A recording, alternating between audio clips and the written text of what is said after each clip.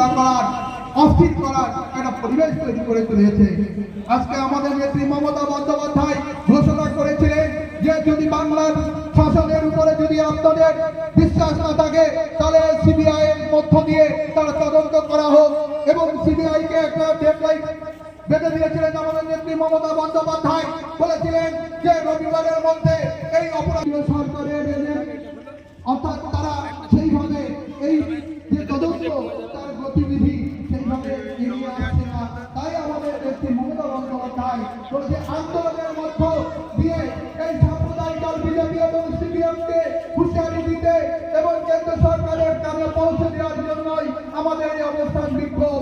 এবং সেই সাথে সাথে আমরা বলতে চাই যে আমাদের নেত্রী মমতা বন্দ্যোপাধ্যায় এই বাংলার মায়েদের জন্য যে আত্মরক্ষার জন্য বিভিন্ন রকম যে প্রকল্প গড়ে তুলেছে এবং বাংলার মায়েদেরকে বাংলায় সম্মান দেওয়ার পরিবেশ তৈরি করেছে। কিন্তু আপনারা জানেন যে শুভবুদ্ধি সম্পন্ন সকল নাগরিক আপনারা উপলব্ধি করেছেন, আপনারা বিভিন্ন পত্র পত্রিকার মধ্য দিয়ে আপনারা দেখেছেন যে শুধু বাংলা নয়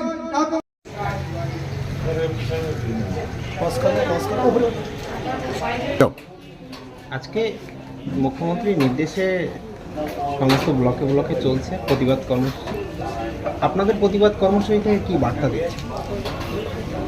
বাংলার মাননীয় মুখ্যমন্ত্রী আমাদের সকলের নেত্রী মমতা বন্দ্যোপাধ্যায়ের নির্দেশে সারা বাংলায় প্রতিবাদ মিছিল চলছে। আমরাও বাদ দেয়নি।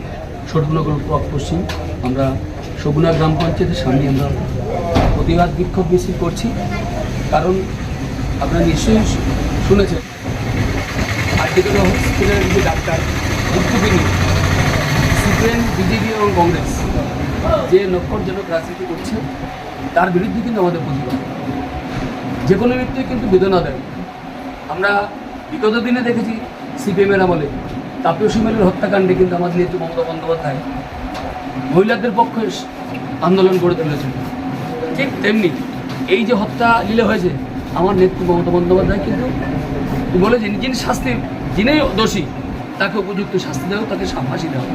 তার নির্দেশে কিন্তু আজকে আমরা শান্তিপূর্ণ অবস্থানে আমরা বিক্ষোভ করি। বিরোধীদের তরফে একটা বারবার প্রশ্ন উঠছে, যেটা হলো শাসকে আপনারাই ক্ষমতায় রয়েছেন এবং এই রাজ্যের মধ্যে এই ঘটনা ঘটেছে, দায়ভার শাসককেই নিতে হবে, বরং আপনারা আবার প্রতিবাদে নামছেন। বিষয়টি আমার কথাই কিন্তু আপনি প্রথম দেখি যে কোনো মৃত্যুই কিন্তু বেদনা দেয়। এর বিরুদ্ধে আন্দোলন হোক, শান্তিপূর্ণ আন্দোলন হোক, কিন্তু বিজেপি, কংগ্রেস এবং সিপিএম তারা শান্ত বাংলাকে অশান্ত করতে চাইছে। তাদের আন্দোলনটা সরকারি সম্পত্তি ভাঙচুর ইত্যাদি করে বাংলাকে পিছিয়ে ফেলতে চাইছে।